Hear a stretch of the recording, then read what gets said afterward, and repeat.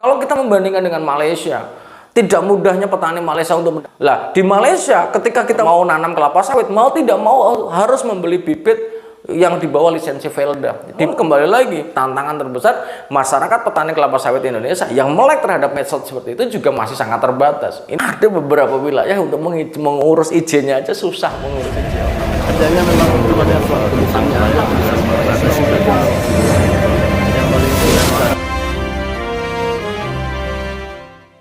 Assalamualaikum warahmatullahi wabarakatuh. Berjumpa kembali dengan Romlia Pratama, guys. Yang belum subscribe silahkan di subscribe dulu. Sebelum nonton video ini silahkan di subscribe dulu, guys. Yang belum like silahkan di like, di komen, guys. Buat teman-teman, sekali lagi karena gue akhir-akhir ini banyak yang ngebully, terutama dari saudara-saudara gue yang dari Indonesia, banyak yang ngebully, guys.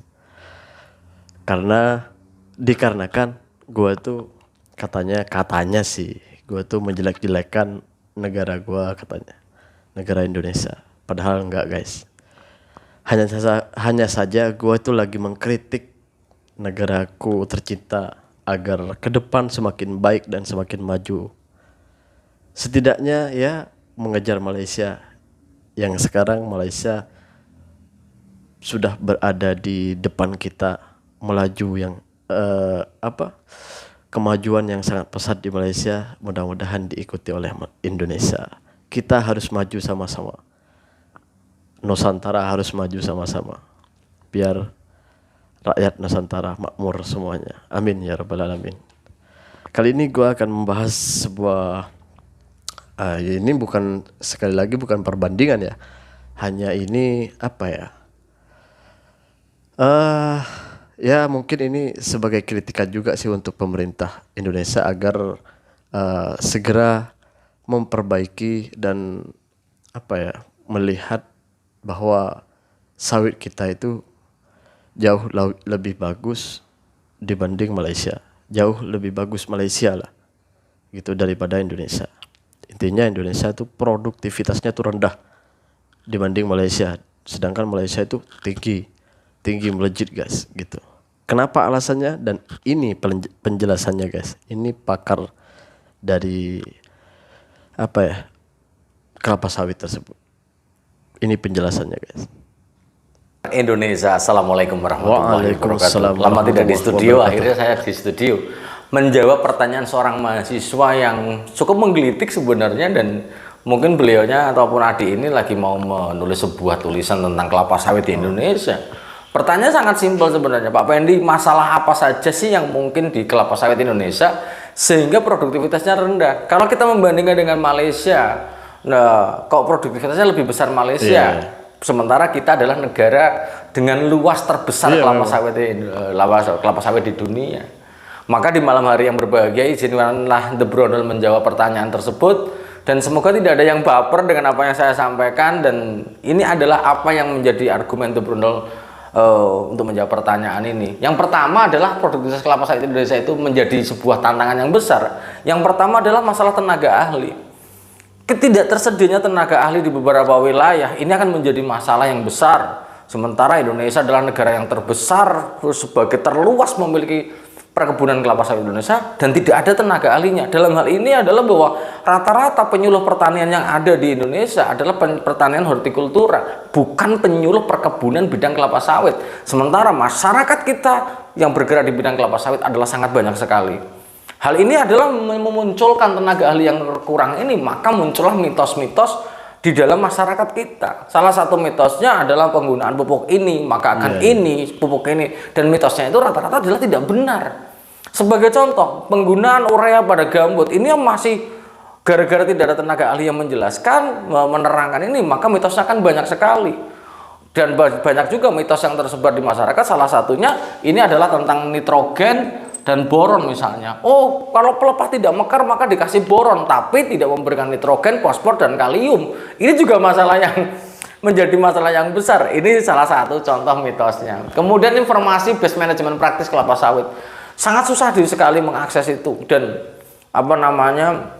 kalau bicara di perusahaan adalah sebuah apa ya, tidak boleh keluar yang namanya SOP, itu juga tidak boleh keluar. Sementara informasi yang berada di internet dan sebagainya adalah masih bersifat sangat general, sehingga ini apa menjadi informasi manajemen praktis yang ya banyak juga teman-teman penggiat kelapa sawit yang sudah membuat aplikasi misalnya sawit kita dan sebagainya, ini banyak sekali membuat ini, tapi memang sangat terbatas sekali untuk bisa mengakses ke sana karena petani yang melek ke 4.0 untuk bicara tentang internet kemudian ini juga masih sangat susah dan masih mengatakan bahwa produktivitas saya itu besar sekali Pak Pendi, walaupun hanya kisarannya di 25 ton per hektar per tahunnya, karena balik lagi best management praktis yang belum sampai ke mereka semuanya. Kemudian karena tenaga ahli yang kurang, maka keluhan-keluhan masyarakat tidak bisa ditampung. Hari ini terbukti bahwa di dalam, kalau kita melihat apa namanya WA The Brondol, itu keluhan semua, pertanyaan semua, keluh kesah para petani semua. The Brondol dia mencoba mendekatkan diri kepada para petani, dan memang kembali lagi tidak mudah mereka untuk mendapatkan informasi dari masalah yang mereka hadapi, itu sangat tidak mudah. Karena apa? Tenaga ahli yang tidak tersedia di beberapa wilayah. Ini mungkin menjadi tantangan juga kepada pemimpin kepada pemerintah kita untuk menyediakan tenaga ahli ini yang mudah untuk memberikan informasi terkait dengan budidaya kelapa sawit yang secara benar. Ini menjadi hal yang harus segera diwujudkan oleh pemerintah itu sendiri. Kemudian yang kedua, masalah bahan tanam. Kalau kita membandingkan dengan Malaysia, tidak mudahnya petani Malaysia untuk mendapatkan kecambah. Sekali lagi, petani Malaysia tidak boleh menanam, tidak bisa membeli kecambah. Yang ada adalah membeli bibit yang di bawah kualifikasinya adalah di bawah Velda langsung. Sementara di Indonesia membeli kecambah bebas. Sementara penjual dengan penangkaran yang sudah bersertifikasi juga susah. Kenapa susah? Karena saya mau sertifikasinya juga di beberapa wilayah tidak tersedia. Ini menjadi tantangan besar bagi kita negara Indonesia ini. Lah di Malaysia ketika kita mau membeli mau nanam kelapa sawit, mau tidak mau harus membeli bibit yang di bawah lisensi Velda. Di mana bahwa ini kualifikasinya sudah pasti. Ini adalah bentuk perlindungan mereka terhadap petani-petani yang mau nanam kelapa sawit. Lah sementara kita, banyak petani-petani kita bahan tanam ya udahlah karena susah. Karena balik lagi mindset petani kita yang masih banyak, petani-petani ortodok karena modal nggak ada ya udah nanam kentosan saja. Sehingga mereka mengatakan tinggi dengan 25 ton per hektar per tahun dengan menanam kentosan ini. Ini juga menjadi masalah yang besar. Kemudian jalur atau sumber bahan tanam kita, ini juga banyak, saking misalnya PPKS bisa ngantri di beberapa balai juga ngantri, karena ini terbukti bahwa kita sudah sebenarnya petani-petani Indonesia sudah melek terhadap kebutuhan bibit unggul kelapa sawit itu sendiri, saking bersamaannya maka banyak yang ngantri. Lah ini menjadi konsen pemerintah ataupun balai-balai harus bisa mensosialisasikan di beberapa platform media sosial, walaupun mereka sudah memberikan memberikan informasi di beberapa platform, di YouTube ada, di Facebook ada, Instagram juga ada. Namun kembali lagi tantangan terbesar masyarakat petani kelapa sawit Indonesia yang melek terhadap medsos seperti itu juga masih sangat terbatas. Ini yang harus kita garis bawahi bicara tentang bahan tanam. Banyak juga yang masih nanam abal-abal saja toh hasilnya sama saja. Lah ini nanti akan berdampak kepada nomor 3. Kalau kita lihat Malaysia, saya ngobrol dengan petani Malaysia, salah satunya adalah ketika menjual tandan buah segar yang tidak bersertifikat, maka tidak bisa dijual di pabriknya. Ini bagus. Hal ini menjadi sangat penting. Lah sekarang, Pak Pendi, aku nanam kentosan saja, dijual di pabrik juga hasil harganya sama kok. Nah, ini menjadi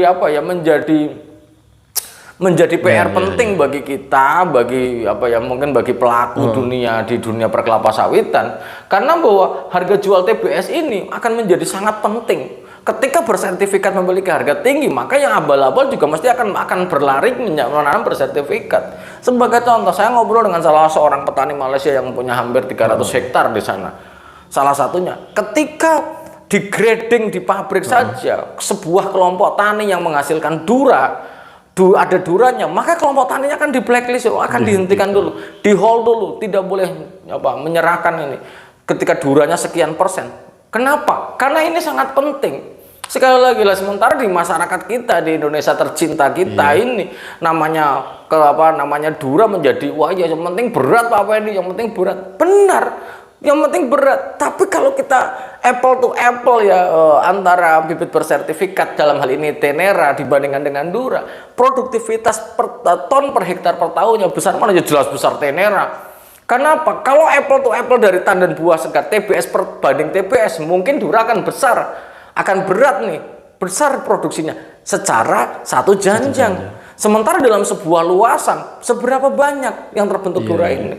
Dengan menanam kentosan, kita tidak tahu jalur genetiknya, kita nggak tahu berapa banyak yang cengkeh, berapa banyak yang pohon jantan, berapa ini menjadi besar itu. Makanya adik-adik mahasiswa yang mau menulis hal ini menjadi sebuah tulisan yang harusnya bisa tersampaikan kepada pemegang kebijakan kita. Karena ini menjadi penting, sangat penting sekali. Nah, itu tergantung dari beberapa tanam. Ini juga ada satu informasi yang sangat baik. Ketika mengurus label biru atau sebuah badan usaha, misalnya BUMDes lah yang mau membuat bibitan saja, izinnya kemana? Ada beberapa wilayah untuk mengurus izinnya aja susah mengurus izinnya. Ini menjadi PR, ini mungkin mendengar ada orang perkebunan ini menjadi PR tantangan kita semuanya. Dan yang terakhir, produksi yang besar adalah sangat tergantung dari pupuk. Setiap hari masuk ke WA The Brondol itu banyak banget. Asli nggak Pak Pendi, asli nggak Pak Pendi. Kenapa boratnya kok bawa amoniak dan sebagainya. Ini membuktikan bahwa namanya peredaran pupuk di Indonesia, PR-nya yang pertama adalah tidak meratanya peredaran pupuk. Mungkin kalau bagi Sumatera dari Lampung sampai ke Aceh yang isinya masyarakat sawit, mungkin akan mudah mencari pupuk-pupuk NPK 138274, 12 toh itu pun tidak sama gitu loh. Sebarannya juga tidak sama. Dan dan mungkin menyampaikan dari hati yang paling dalam kepada pemerintah Indonesia yang tercinta ini, mewakili masyarakat semuanya, tolong Pak, subsidi pupuk kami, subsidi pupuk kami itu, karena setelah berhentinya Ponska untuk kelompok tani sawit, beberapa petani kita juga akan mengalami kendala karena mereka banyak juga yang memiliki 2 hektar hanya untuk makan juga banyak gitu. Ketika harus membeli pupuk, walaupun sekarang harga pupuk alhamdulillah sudah mulai membeli tren yang turun, ini menjadi menjadi berkah yang luar biasa bagi kita sebuah petani kelapa sawit. Nah, kemudian peredaran pupuk, pengawasannya juga menjadi PR yang besar. Karena banyak juga pupuk yang tidak terdaftar di Kementan juga beredar di masyarakat. Under spec 15 tapi notabene nitrogennya 2% itu juga masih ada di masyarakat. 16 tapi dibiarkan saja, tapi kalau tidak mengalami pengenceran, pertanyaannya nitrogennya berapa ini? Nah, ini menjadi besar. Pupuk under spec masih besar, masih banyak di masyarakat kita. Kemudian pupuk palsu, kita bicara tentang pupuk palsu, khususnya pupuk yang memiliki harga yang cukup lumayan, borat, banyak itu. KCL, walaupun harganya sekarang 490-an sampai 500, namun yang namanya KCL, masih banyak beredar yang palsu. Dikocok nggak dingin, dikocok nggak nguap, begitu dibiarkan masih kayak sirup. Pertanyaannya isinya apa lah ini? Kenapa masih banyak beredar? Ini menjadi tantangan kita karena pengawasan peredaran pupuk ini menjadi PR harus stakeholder di beberapa wilayah. Ini menuangkan isi hatinya The Brondol kepada, mohon dibantu Bapak Ibu pemegang kebijakan, tolong dibantu karena penambah underspec ini banyak banget. Salah satu netizen yang benar yang menyalahkan The Brondol adalah, Pak Pendi, saya dulu pengikut Pak Pendi, tapi sekarang saya nggak mau ngikuti karena Pak Pendi menggunakan pupuk yang mahal. Kalau semua pakai pupuk yang mahal, semua orang bisa. Bapak atau Masku yang tercinta, The Brondol menerangkan itu adalah supaya kita juga bisa melihat rasional. Pupuk 13.827 kalau harganya 250.000, pertanyaannya terbuat dari apa? Terbuat dari apa? Benar. Apakah pupuk dengan respek kita mau percaya? Apakah kita mau percaya sama labelnya? Itu. Ini menjadi penting dan ini adalah PR kita. Ini baru 4. Padahal masih banyak PR kita yang hari ini masih banyak beredar di masyarakat. Jadi buat teman-teman, ini mudah-mudahan ini pemerintah kita mendengar ya keluhan-keluhan dari masyarakat yang bertani sawit. Ya salah satunya harga pupuk yang mahal itu kenapa harga sawit di Indonesia itu pengeluaran kita dalam bertani dan penjualan kita untuk menjual sawit itu nggak sebanding gitu. Nggak seperti di Malaysia. Di Malaysia itu harga sawitnya itu hampir 50-50, seimbang lah gitu. Itulah salah satu kenapa Malaysia ini rakyatnya makmur, sejahtera gitu. Salah satunya yaitu. Lagi yang dijelaskan tadi seperti apa namanya? Apa bibitnya ya. Nah, bibit dari kelapa sawitnya itu. Ya di Indonesia itu banyak yang nggak make bibit yang berkualitas. Artinya kalau di Malaysia kan sistemnya itu disediakan pemerintah. Artinya petani itu beli ke pemerintah dan pemerintah itu udah menyediakan bibit-bibit berkualitas. Sedangkan pemerintah kita Indonesia itu belum nyampe ke situ gitu. Bahkan di Indonesia itu banyak beredar pupuk-pupuk palsu. Nah itu harus harus dihentikan. Itu jadi PR besar kata Masnya tadi. Jadi PR besar harus dievaluasi itu semuanya. Mudah-mudahan ke depan Indonesia semakin maju, semakin berjaya, semakin bisa menunjukkan bahwa Indonesia bisa seperti Malaysia. Nusantara harus maju bersama-sama. Sejahtera rakyatnya, maju negaranya. Terima kasih. Assalamualaikum warahmatullahi wabarakatuh. Jangan lupa sholawat guys.